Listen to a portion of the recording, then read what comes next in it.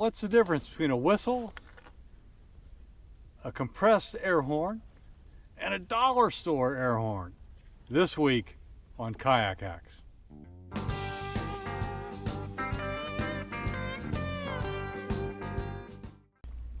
So here's how I'm going to do the experiment. My buddy Dick is paddling around the corner. You can see him disappearing into the distance.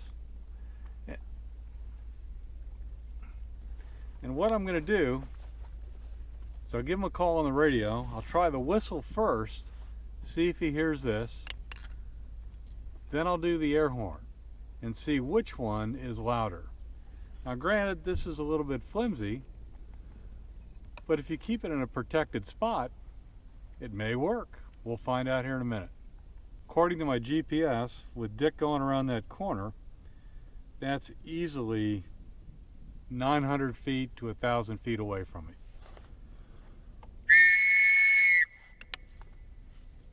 Real clear. Okay, Dick heard the whistle real clear.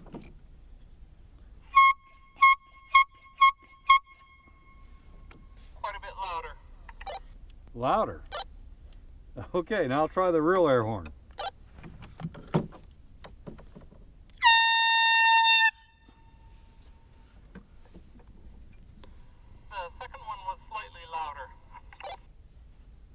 Okay, commercial air horn just a little bit louder.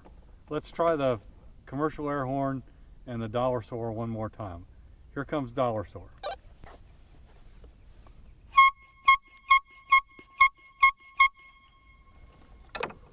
the loud one. Higher pitch. Oh, higher pitch. Okay, now here's the commercial.